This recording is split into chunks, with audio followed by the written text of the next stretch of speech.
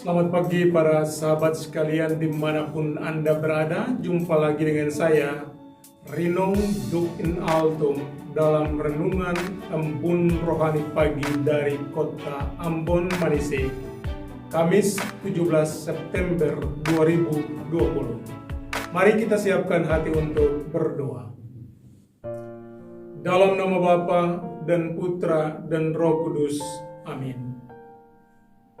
Allah Bapa yang Maha Kuasa dan Kekal, Engkau memanggil kami untuk menjadi suci. Namun terkadang dalam hidup, kami lebih memilih untuk berbuat dosa dan menjauh daripada-Mu. Namun Engkau tak pernah membiarkan kami merana dan mati karena dosa-dosa kami. Seperti Engkau mengampuni perempuan berdosa, demikian pun Engkau selalu memanggil kami untuk mendapatkan pengampunan-Mu lewat pertobatan kami. Kami mohon, curahilah kami Roh Kudus-Mu sehingga firman yang akan kami dengar mampu menuntun kami menuju pertobatan kepada-Mu. Doa ini kami panjatkan kepada-Mu dengan perantaraan Kristus Tuhan kami. Amin. Dalam nama Bapa dan Putra dan Roh Kudus. Amin. Tuhan sertamu dan sertamu juga. Inilah Injil suci Yesus Kristus menurut Santo Lukas. Dimuliakanlah Tuhan. Pada suatu ketika, seorang Farisi mengundang Yesus makan di rumahnya. Yesus datang ke rumah orang Farisi itu lalu duduk makan. Di kota itu ada seorang wanita yang terkenal sebagai orang berdosa. Ketika mendengar bahwa Yesus sedang makan di rumah orang Farisi itu, datanglah ia membawa buli-buli pualam berisi minyak wangi. Sambil menangis ia berdiri di belakang Yesus dekat kakinya, lalu membasahi kakinya dengan air matanya dan menyekannya dengan rambutnya. Kemudian ia mencium kaki Yesus dan meminyakinya dengan minyak wangi. Ketika orang Farisi yang mengundang Yesus melihat hal itu, ia berkata dalam hati, "Seandainya dia ini nabi, mestinya ia tahu siapakah dan orang apakah wanita yang menjamahnya ini. Mestinya ia tahu bahwa wanita ini adalah orang yang berdosa."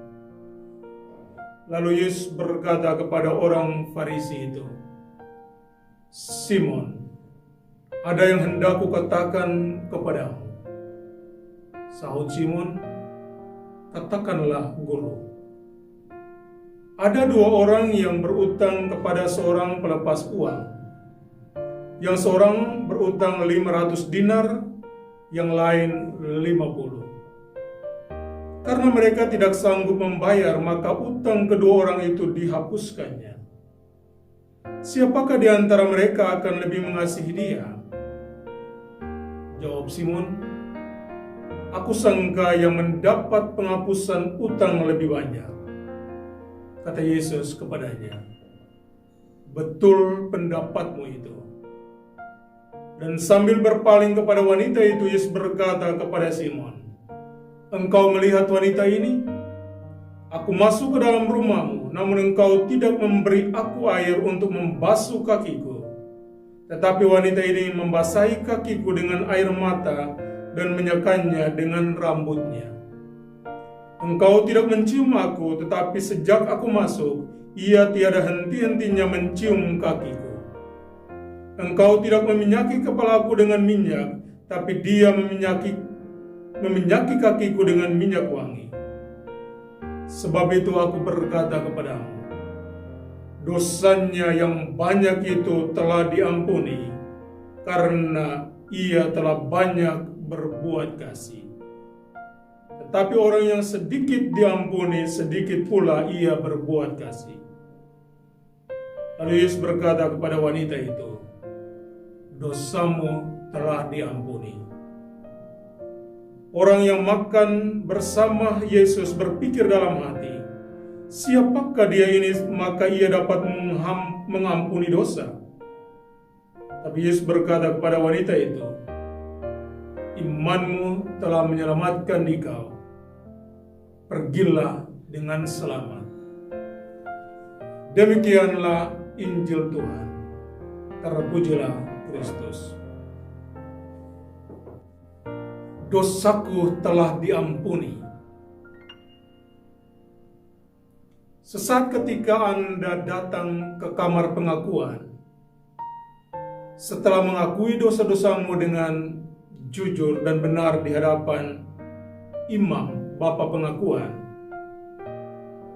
maka Anda akan mendengarkan kata-kata yang sama seperti yang dikatakan oleh Yesus dalam Injil hari ini. Anakku, dosamu telah diampuni. Pergilah dan jangan berbuat dosa lagi.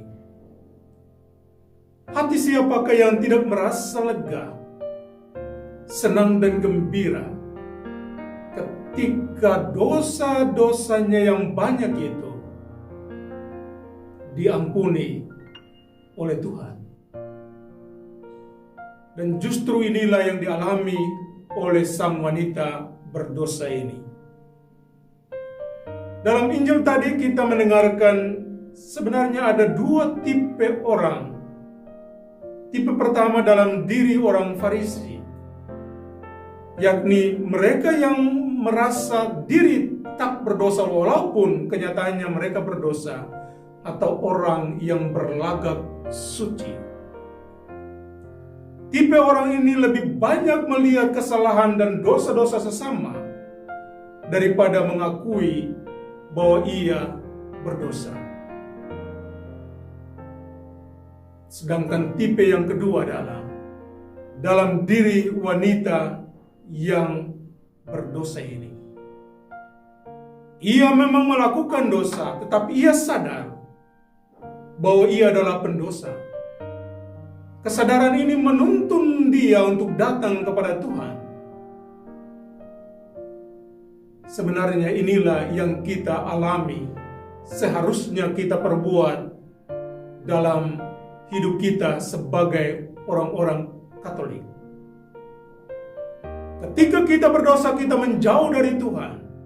Tapi panggilan untuk pertobatan hendaklah mengundang kita untuk sadar akan dosa-dosa kita. Saya telah berdosa kepada Tuhan dan sesama.